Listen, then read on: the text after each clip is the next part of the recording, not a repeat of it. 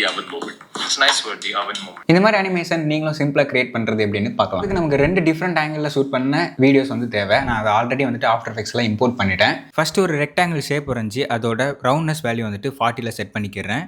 Transform rectangle இருக்கிற anchor பாயிண்டோட stop வாட்சை ஆல்ட்டை press பண்ணிட்டு கிளிக் பண்ணி இப்போ நான் கமெண்ட்ல பின் பண்ணி வச்சிருக்கிற எக்ஸ்பிரஷனை பேஸ்ட் பண்ணிக்கிறேன். இந்த ஷேப் லேயரை கண்ட்ரோல் D ப்ரெஸ் பண்ணி டூப்ளிகேட் பண்ணிட்டு அதோட ட்ரான்ஸ்ஃபார்ம் ரெக்டாங்கிள் இருக்கிற ரொட்டேஷனோட வேல்யூவை 180 டிகிரிக்கு சேஞ்ச் பண்ணிக்கிறேன். இந்த 2 ஷேப் லேயரையும் ப்ராப்பராக அலைன் பண்ணிட்டு ஃபர்ஸ்ட் வீடியோவை ஃபர்ஸ்ட் ஷேப் லேயரோடையும் செகண்ட் வீடியோவை செகண்ட் ஷேப் லேயரோடையும் மாஸ்க் பண்ணிக்கிறேன். இப்போ 2 ஷேப் லேயர்களுமே ரெக்டாங்கிள் பாத்தில் இருக்கிற ஸ்கேல் ப்ராப்பர்ட்டி ஓப்பன் பண்ணி அதை அன்லிங்க் பண்ணிட்டு ஸ்டார்டிங்கில் ரெண்டுத்துலையுமே ஒரு கீ ஃப்ரேம் வச்சுக்கிறேன். இப்போ ஃபர்ஸ்ட் லேயரோட எக்ஸ் ஆக்சிஸில் இருக்கிற வேல்யூவை 0லையும் செகண்ட் ஷேப் லேயரோட எக்ஸ் ஆக்சிஸில் இருக்கிற வேல்யூவை இன்க்ரீஸ் பண்ணி செட் பண்ணிக்கிறேன். இந்த அனிமேஷனை ஸ்மூத் ஆக்கிறதுக்காக கிராஃப் எடிட்டரை யூஸ் பண்ணி ஸ்மூத் பண்ணிக்கிறேன். இந்த ஒயிட் ஃபேடின் அனிமேஷன் கிரியேட் பண்ணுறதுக்கு 2 ஷேப் லேயரையும் டூப்ளிகேட் பண்ணிட்டு அதோட ஒப்பாசிட்டி ப்ராப்பர்ட்டி ஓப்பன் பண்ணி 100லேருந்து 0ல் வர மாதிரி அனிமேட் பண்ணணும். இதெல்லாம் முடிச்சதுக்கு அப்புறமா உங்களோட ஃபைனல் ரிசல்ட் இப்படி தான் இருக்கும்.